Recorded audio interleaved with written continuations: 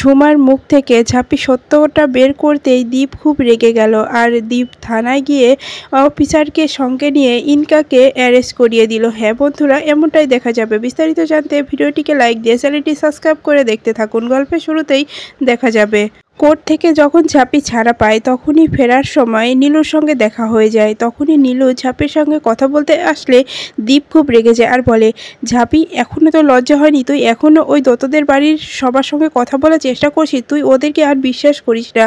ওরা তোকে কি ফাঁসিয়েছে তুই কি সেটা দেখতে পাসনি? তখনই ঝাঁপি বলে যে হ্যাঁ নীলুদা, এই কাজটা আমার সঙ্গে কে করলো? তখনই নীলু বলে, দেখ ঝাঁপি, আমি যেটুকু জানি যে আমাদের বাড়ির কেউই এই কাজটা করবে না, কারণ তারা লক্ষ্মী ছাড়া করতে চাইবে না।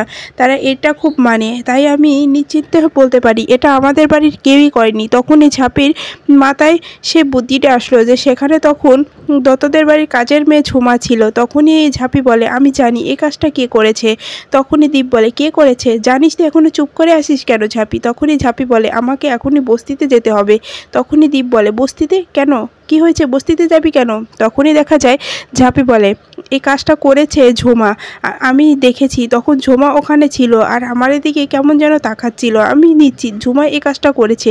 এরপরে দেখা যায় সবাই মিলে বস্তিতে গিয়ে ঝুমার ঘরের দরজায় ধাক্কা দিলে ঝুমা দরজাটা খুলে ওদেরকে দেখে খুব ভয় পেয়ে যায় আর বলে, ঝাঁপিদি তোমরা এখানে কেন এসেছো?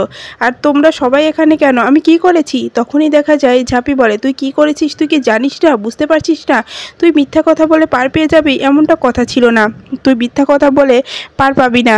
কি সত্য সেটা আমাকে বল। আমার ব্যাগে মুক্তিটা কে রেখেছে? তখনই ঝুমা বলে, আমি এসব কিছু জানি না। আমাকে দোষ দিচ্ছ কেন? আমিও বাড়িতে কাজ করতে যাই, আমি তো চুরি করতে যাই না। আর চুরি যদি করবো তাহলে তোমার ব্যাগে রেখে দেবো কেন?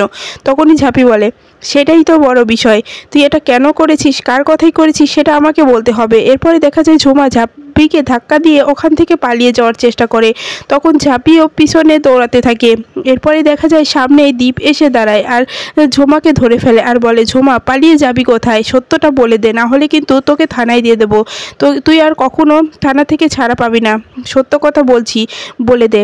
তখনই দেখা যায় ঝুমা বলে, আমি বলতে পারি, আমার কেউ কিছু বলবে না তো আর থানায় দেবে না তো? তখনই ঝাঁপি বলে, না তুই সত্য কথাটা বল, তাহলে তোকে কেউ পুলিশের হাতে তুলে দেবে না। তখনই ঝুমা বলে দেয় যে এই সব কিছু ইংলিশ ম্যাম করেছে। তখনই দীপ বুঝে যায় যে এটা ইনকারই কাজ।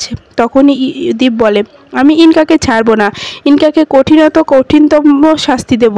অনেকবার ইনকা পার পেয়ে গেছে, এবার আর ইনকা পার পাবে না, কারণ এবার আমার পরিবারের মান সম্মান নিয়ে টানা হেঁচড়া করছে, তাই ওকে আর ছেড়ে দেবো না।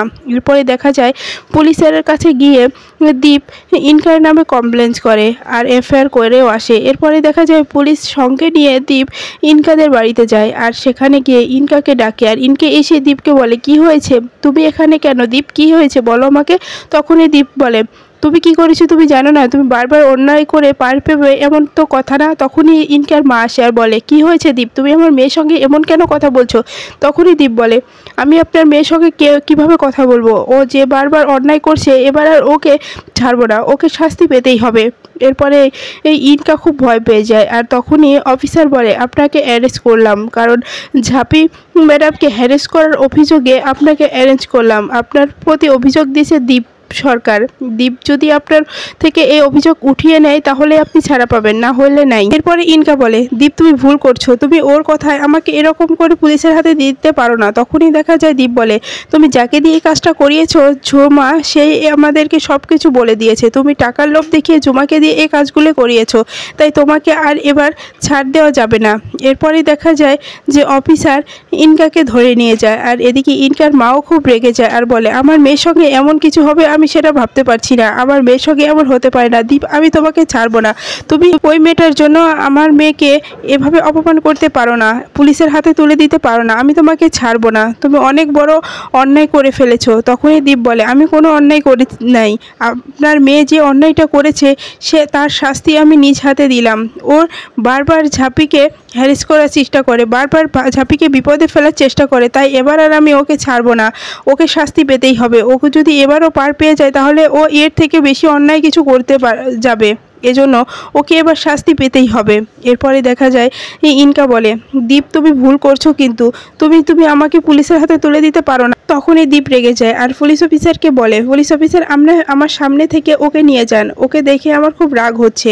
এরপরে অফিসার নিয়ে যায়।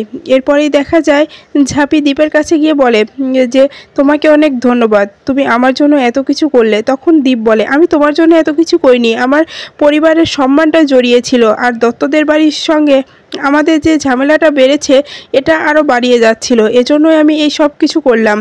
তাছাড়া আমি তোমাকে ভালোবেসে এই সব কিছু করিনি। তুমি আবার তোমার প্রতি ভালোবাসা ভেবে বুঝতে পেরো না যে আমি এই সব কিছু তোমার জন্য করেছি, আমি তোমাকে কখনো ভালোবাসতে পারবো না। তখনই ঝাঁপি বলে, সেটা সময়ই বলে দেবে, এখন আমি কিছুই বলতে চাই না।